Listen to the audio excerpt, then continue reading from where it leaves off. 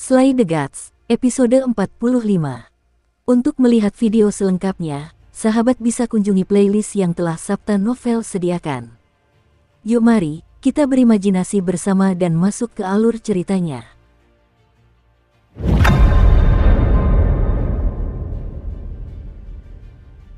Langit berangsur-angsur cerah. Kembang api dan petasan yang meledak sepanjang malam tidak menunjukkan tanda-tanda akan berhenti. Suara dengungan meriam bergema di langit fajar.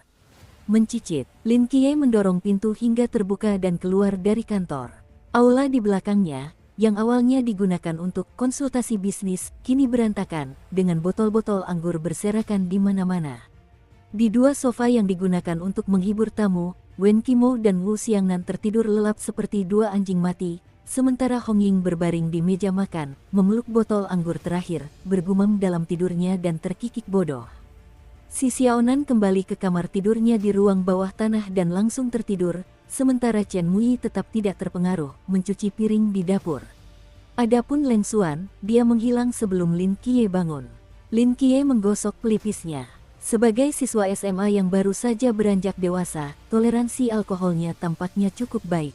Meskipun ia minum begitu banyak bersama kelompok orang gila ini tadi malam, ia masih relatif sadar ketika bangun hari ini. Dia berjalan menuju pintu kantor, memandang Peace Bridge Street yang tenang, lalu menghirup udara segar beberapa kali. Hari ini adalah hari pertama tahun baru Imlek, dan suasana terasa meriah. Kembang api terdengar di kejauhan, dan jalanan dipenuhi syair festival musim semi dan tulisan, "Fu, keberuntungan." Kemanapun Anda memandang, semangat perayaan terasa kental. Lin Qiye meraih ke balik pintu dan mengambil sapu, lalu mulai menyapu salju. Saat dia menyapu, alisnya sedikit berkerut. Liburan kamp pelatihan kali ini tidak panjang. Jika tidak ada hal tak terduga yang terjadi, besok, hari kedua tahun baru Imlek, akan menjadi hari terakhir liburan. Namun sejauh ini, musuh-musuh yang bersembunyi di balik bayangan tampaknya belum menunjukkan pergerakan berarti. Meskipun ia telah menghadapi beberapa serangan sebelumnya, ia mampu mengatasi sebagian besar serangan itu sendiri. Namun, Lin Qiye tentu saja tidak percaya bahwa tidak ada satupun musuh berlevel tinggi di antara kelompok yang menyerang kali ini. Terlebih lagi, agen Medusa yang misterius, yaitu wanita ular dari gereja dewa kuno, belum muncul. Apakah para instruktur diam-diam menghabisi mereka, atau mereka semua lari ke tempat Bai Li Pangpang? Atau apakah mereka masih menunggu kesempatan? Ia yakin bahwa para instruktur pasti telah mengambil beberapa tindakan selama beberapa hari terakhir, tetapi ia masih tidak tahu sejauh mana situasi telah berkembang. Kota Changnan tidak diragukan lagi telah menjadi pusat badai, tetapi Lin Qiye, yang berada di pusat badai ini, menjalani kehidupan yang paling damai. Tepat saat Lin Qiye selesai menyapu potongan salju terakhir dan hendak berbalik dan kembali ke dalam, ledakan berdengung datang dari jauh. Karena bercampur dengan suara petasan, suaranya tidak terdengar tiba-tiba. Jika Lin Qiye tidak melihat asap tebal mengepul di kejauhan dengan mata kepalanya sendiri, ia mungkin akan mengira itu hanya imajinasinya. Lin Qiye menyipitkan matanya, melihat ke arah dari mana asap tebal mengepul. Yaitu, ledakan. Ledakan, ledakan. Beberapa bola api meletus berturut-turut di dalam hotel, meninggalkan bangunan tua itu dalam reruntuhan. Di tengah kepulan asap, 3 sosok melompat keluar dari jendela lantai 2. 2 sosok mendarat dengan mantap di tanah, sementara seorang anak laki-laki kecil yang gemuk jatuh terlentang dengan suara gedebuk, lalu menggosok pantatnya dan melompat menjauh. "Kalian berdua, tidak perlu berlari secepat itu, tunggu aku." Wajah Bai Li Pangpang masih sedikit memerah karena mabuk, lalu dia membuka mulut dan berteriak keras. Shen Qingzu mengerutkan kening, mengulurkan tangan dan mengepalkan tinjunya di udara. Seketika itu juga udara di beberapa kamar di lantai 2 hotel itu tersedot abis, dan api yang membakar pun lenyap tanpa jejak. Dengan jentikan jarinya, peluru udara terkompresi itu menangkis pecahan kaca dan benda lain yang berterbangan di udara, memastikan keselamatan Bai Li Pangpang. Cao Yuan menggertakkan giginya, mengangkat Bai Li Pangpang ke bahunya, dan berlari dengan susah payah menuju ujung gang lainnya. "Sudah kubilang kurangi minum tadi malam. Musuh menyerang hari ini, dan kau masih mabuk," kata Cao Yuan dingin. Bai Li Pangpang tersedak karena mabuk dan terkekeh. "Kedua menteriku tercinta, jangan panik. Sudah kubilang sejak lama, tim pengawalku diam-diam melindungiku. Tidak akan terjadi apa-apa, tidak akan terjadi apa-apa, cegukan. Begitu Bailey Pangpang selesai berbicara, 4 sosok bergegas keluar dari penginapan, dengan cepat melayang di langit, dan mendarat dengan mantap di depan Cao Yuan dan 2 orang lainnya. Cao Yuan tiba-tiba berhenti, menggendong Bailey Pangpang di punggungnya, dan meraih kotak hitam itu dengan tangannya yang lain, matanya dipenuhi dengan kesungguhan. Shen Qingzu berjalan tanpa suara menuju Bailey Pangpang, ujung jarinya menciptakan pusaran angin, matanya sedingin gunung es. Suasana langsung membeku. Di tengah suasana tegang ini, Bailey Pangpang bersendawa lagi, senyum mengembang di bibirnya, dan melambai kepada 4 orang di depannya dari belakang Cao Yuan. Hai, utusan 4 simbol bumi, api, feng, dan air, beri salam kepada Tuan Muda. Keempat pria yang memancarkan niat membunuh itu tiba-tiba berlutut dan memberi hormat kepada Bailey Pangpang. Cao Yuan, Shen Qingzu, yang terhormat, silakan berdiri. Bailey Pangpang turun dari punggung Cao Yuan, menepuk bahu kedua pria itu, dan berkata, perkenalkan, ini 4 pengguna artefak terlarang dari keluarga Bailey kami, sekaligus tim pengawal pribadi saya. Pengguna artefak terlarang, mata Shen Qingzu menunjukkan keraguan. Beberapa barang terlarang berisiko tinggi tidak dapat digunakan oleh semua orang. Barang-barang tersebut harus digunakan oleh pemilik yang tepat agar efektivitasnya maksimal. Orang-orang seperti ini disebut pengguna barang terlarang. Bailey Pangpang menjelaskan sambil mengusap pantatnya. Ngomong-ngomong, istilah penguasa barang terlarang umumnya hanya digunakan oleh keluarga Bailey kami, karena hanya keluarga kami di dunia ini yang memiliki begitu banyak barang terlarang berisiko tinggi. Keempat pengguna artefak terlarang ini masing-masing memiliki kekuatan tempur puncak di alam, sungai, dan ketika mereka berempat bekerja sama, mereka bahkan dapat bertarung melawan mereka yang berada di alam, laut. Itulah sebabnya saya katakan kita sepenuhnya aman. Begitu Bailey Pangpang selesai berbicara, utusan api, pemimpin 4 utusan artefak terlarang, melangkah maju sambil membawa 3 kepala di tangannya. Ketiga kepala itu tak lain adalah 3 ahli alam, cuan, yang baru saja menyerang penginapan. Tuan Muda, musuh telah dibasmi sepenuhnya, tenanglah. Lagi pula, seperti yang Anda instruksikan, seluruh penginapan sudah dipesan sebelumnya, jadi tidak ada yang terluka. Bagus sekali. Bailey Pangpang mengangguk pelan, berpose layaknya seorang tuan muda yang kaya raya. Tepat pada saat itu, utusan angin tampaknya merasakan sesuatu, alisnya sedikit berkerut, dan dia melangkah maju. Tuan Muda, masih ada musuh yang mendekat. Mohon tunggu di sini, kami akan segera kembali. Silakan, silakan. Bailey Pangpang melambaikan tangannya. Suara mendesing. Keempat pemegang artefak terlarang itu lenyap dalam sekejap, hanya meninggalkan mereka bertiga di gang kosong itu. Setelah jeda yang lama, Cao Yuan berbicara dengan lembut, jadi inikah kekuatan finansial yang sesungguhnya? Shen Qingzu akhirnya tersadar, menatap Bailey Pangpang, dan berbicara dengan nada tidak percaya. Jadi, apa yang kau ingin aku lakukan? Bailey Pangpang merenung sejenak, hanya untuk mengumpulkan 3 orang untuk bermain dodizu. Kam pelatihan. Separuh kam yang hancur akibat rudal kini telah dikembalikan ke keadaan semula. Bahkan rambu-rambu jalan pun telah dicat ulang. Jika bukan karena beberapa bekas hangus yang masih tersisa di permukaan beberapa bangunan, tak seorang pun akan percaya bahwa tempat ini telah mengalami bencana besar. Kantin yang kosong sudah lama hilang, tanpa tanda-tanda kehadiran para rekrutan baru. Saat itu, sekitar selusin instruktur sedang duduk mengelilingi meja panjang, menikmati makan siang mereka dengan santai. Harus saya akui, hidup jadi agak membosankan sejak para rekrutan baru ini pergi, ujar seorang instruktur. Kamu tidak bahagia hanya karena tidak ada seorang pun yang membiarkanmu membentak mereka. Hahaha, kalau begitu, berarti memang ada sedikit. Ngomong-ngomong, sudah lama sekali aku tidak bertemu Han Li. Kemana perginya anak itu? Entahlah. Bukan cuma dia, beberapa instruktur di KAM juga menghilang. Mereka bilang mereka pergi menjalankan misi rahasia. Misi rahasia. Salah satu instruktur mengangkat alis sedikit.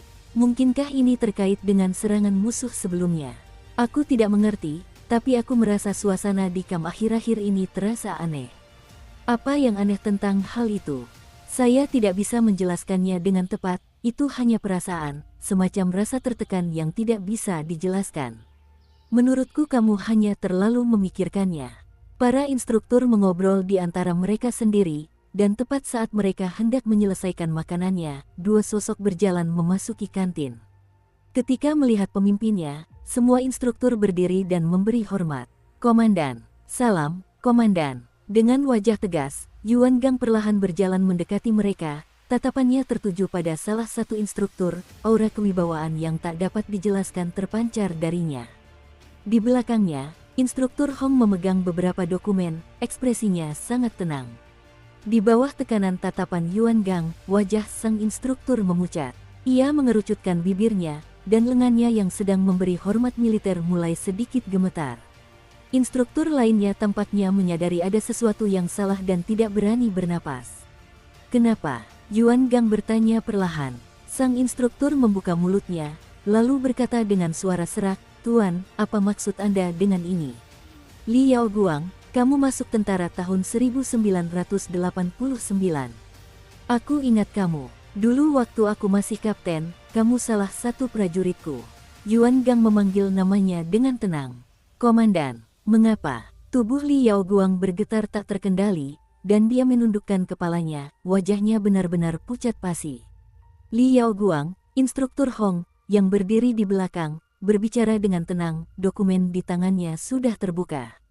Pukul 21.42 tanggal 14 November kamera pengawas di gerbang Tenggara merekam Anda menyelinap keluar dari kamp.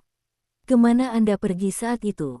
Pada tanggal 26 November ketika para rekrutan baru meninggalkan kamp untuk pelatihan ekstrim untuk ketiga kalinya, Anda menghilang dari lokasi kejadian selama 2 jam. Kemana Anda pergi selama itu? Pada tanggal 7 Desember 2 uang yang tidak diketahui asalnya disetorkan ke rekening bank online orang tua Anda, satu sebesar 2 juta dan yang lainnya sebesar 3 juta. Dari mana uang ini berasal? Dukung terus channel YouTube Sabta Novel. Pada hari kamp pelatihan diserang, Anda mengirimkan 2 pesan terenkripsi menggunakan telepon satelit. Setengah menit kemudian, 3 juta lagi muncul di rekening bank Anda. Anda berhenti bicara. Li Yao Guang tiba-tiba berteriak, seolah-olah seluruh tenaganya telah terkuras habis. Wajahnya sepucat kertas. Ia menutupi wajahnya dengan tangan, gemetar, dan berteriak. "Aku tidak mau. Aku juga tidak mau, tapi mereka menangkap orang tuaku di rumah, aku." Yuan Gang menatap Li Yao Guang cukup lama, lalu mengalihkan pandangannya dan berkata dengan tenang, "Kau tak perlu menceritakan semua ini padaku. Saat kita sampai di pengadilan penjaga malam di kota Sangjing, tentu saja akan ada yang bertanya. Kecuali terjadi keadaan yang tidak terduga, Anda akan menghabiskan sisa hidup Anda di kamp puasa." Sebelum semua orang bisa pulih dari keterkejutannya, Yuan Gang mengucapkan 2 nama lagi. Wang Gui, Wu Ruotong. Kedua instruktur yang namanya dipanggil bergidik, dan wajah mereka berubah sama muramnya. Luar biasa, sungguh luar biasa, bahwa kamp pelatihan rekrutmen kecilku benar-benar memiliki 3 mata-mata yang ditanam oleh orang-orang itu. Sungguh rencana yang hebat, Yuan Gang mencibir. Para instruktur lainnya menoleh ke arah mereka berdua dengan pandangan tak percaya, sementara Wang Gui dan Wu Ruotong bertukar pandang sekilas dan melompat berdiri. Dentang. 2 pisau pendek muncul di tangan mereka dan dengan cepat menusuk ke arah tenggorokan Yuan Gang. Gerakan mereka begitu cepat sehingga instruktur lain bahkan tidak punya waktu untuk bereaksi, mereka begitu cepat sehingga hanya bayangan mereka yang tersisa di udara. Yuan Gang mendengus dingin, dan riak emas meledak keluar darinya. Kekuatan mengerikan itu bagaikan 2 palu raksasa, menghantam dada Wang Gui dan Wu Ruotong dengan keras, membuat mereka terlempar mundur. Sosok mereka menghantam meja dan kursi di sekitarnya, menjungkirbalikkan sejumlah besar peralatan makan dengan suara gemerincing. Mereka berjuang untuk berdiri, memuntahkan seteguk darah. Yuan Gang berjalan mendekati mereka dengan kedua tangan di belakang punggung dan wajah tanpa ekspresi, matanya sedingin kolam yang dalam. "Hehe." Wang Gui berjuang keras untuk bangkit dari tanah. Meskipun kekuatannya jauh berbeda, ia tidak putus asa. Malah, tatapan kegilaan muncul di matanya. "Yuan Gang, dalam keadaan linglung, guru meminta kami membawakanmu hadiah." Wang Gui dan Wu Ruotong secara bersamaan menyeringai dengan senyum yang ganas, dan pada saat berikutnya tubuh mereka membengkak seperti balon, dengan cahaya merah aneh keluar dari tubuh mereka. Yuan Gang mengerutkan kening, mendengus dingin, dan menghentakkan kaki kanannya dengan keras ke tanah. Riak-riak emas membubung seolah nyata, seperti lonceng emas, menyelimuti mereka berdua dan mengisolasi mereka sepenuhnya dari lingkungan sekitar. Memukul, kedua tubuh itu meledak dalam cahaya merah, daging dan darah mereka yang hancur berceceran di dinding lonceng emas. Gelombang kejut merah yang tampak jelas melonjak di dalam lonceng, namun tak mampu melepaskan diri. Akhirnya, lonceng itu meledak vertikal, menciptakan parit melingkar tanpa dasar di tanah. Saat cahaya merah menghilang, Yuan Gang juga melambaikan tangannya untuk menghilangkan riak-riak emas. Daging dan darah yang berantakan mengalir di dinding parit yang dalam, dan bau busuk menyebar. Ekspresi para instruktur di sekitarnya langsung berubah. Bermimpi, instruktur Hong mengerutkan kening saat melihat pemandangan itu dan berkata dengan suara berat, "Jadi itu cuci otak. Kapan tepatnya orang-orang dari gereja dewa kuno ini melakukan ini?" Yuan Gang menatap darah dan daging di tanah, matanya dipenuhi amarah yang tak terbatas, dan dadanya sesak dengan hebat. Ia mendengus dingin, berbalik, dan berjalan keluar dari kafetaria. Cahaya keemasan samar muncul di matanya, dan tekanan kuat meletus darinya, membuat orang sulit bernapas. Lelucon ini sudah berlangsung lama, sudah waktunya untuk mengakhirinya. Ia keluar dari kafetaria dan melangkah selangkah demi selangkah menuju gerbang kamp pelatihan. Meskipun langkahnya tidak cepat, sosoknya meninggalkan jejak di udara. Dalam waktu singkat, sosok Yuan Gang menghilang dari pandangan semua orang. Saat instruktur Hong memperhatikan kepergian Yuan Gang, dia bergumam pada dirinya sendiri. "Komandan, marah." Di atas menara sinyal di kota Changnan, seorang perempuan dengan santai meletakkan tangannya di pagar. Angin sepoi-sepoi mengibaskan rambutnya yang panjang, hitam, dan keriting, menampakkan wajah yang memesona dan memikat. Pupil vertikalnya yang menyeramkan diam-diam mengamati kota yang perlahan terbangun, senyum tipis tersungging di bibirnya. Berdengung, teleponnya bergetar. Dia mengeluarkan teleponnya, menjawab panggilan, dan berbicara dengan malas. "Halo, orang-orang yang kita tanam di kamp pelatihan telah terbongkar.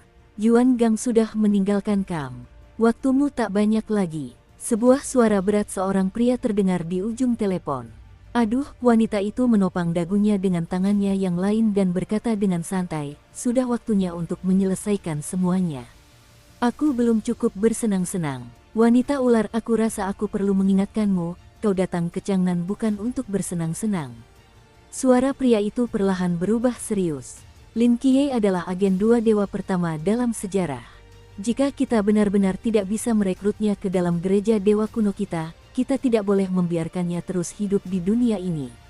Kalau tidak, kita akan menghadapi lawan yang lebih merepotkan daripada Wang Mian di masa depan. Wang Mian, terakhir kali dia hampir memotong pinggangku. Bagaimana mungkin ada pria yang tidak romantis seperti itu di dunia ini? Wanita ular itu mendesah. "Kamu masih pendatang baru di gereja dewa kuno, dan tingkat kultivasimu belum tinggi. Saat kamu bertemu Lin Qiye kali ini, kamu harus fokus merekrutnya. Jika kamu benar-benar tidak bisa merekrutnya, suruh Han Shaoyun bertindak dan pastikan untuk membunuhnya di tempat." Dengan kekuatan tempur Han Shaoyun, hanya Yuan Gang di kota Changnan ini yang bisa mengalahkannya secara langsung. Namun, seseorang akan membantumu menahan Yuan Gang. Selain Han Shaoyun dan Yuan Gang, apakah ada alam, laut, lain yang tersembunyi di kota ini? Mata wanita ular itu sedikit menyipit. Benar, tapi dia tidak bisa menahan Yuan Gang lama-lama. "Waktumu sudah habis." Dimengerti. Wanita ular itu perlahan berdiri tegak dari pagar, meregangkan badan, dan menatap sebuah toko kecil di kejauhan dengan mata ularnya yang vertikal. Ia sepertinya teringat sesuatu yang menarik, dan senyum aneh muncul di bibirnya. "Agen Dewa Ganda," kedengarannya seperti pria yang menarik. Setelah menyekop salju, Lin Qiye berbalik dan berjalan ke kantor. Ia mengambil 2 kotak hitam dari sudut, ragu-ragu sejenak, lalu mengambil beberapa barang tahun baru dari meja dan memasukkannya ke dalam saku. "Kamu mau keluar?" tanya Chen Muye saat dia keluar dari dapur. Lin Qiye mengangguk. "Kurasa aku akan mengucapkan selamat tahun baru." Ledakan di Hotel Cinta itu masih terngiang di telinga Lin Qiye. Meskipun ia tidak menyangka akan terjadi apa-apa pada bocah gendut itu, ia pikir lebih baik pergi dan memeriksanya. Jika tidak terjadi apa-apa, maka seperti yang baru saja dikatakannya, kita harus pergi dan memberi penghormatan terakhir untuk tahun baru.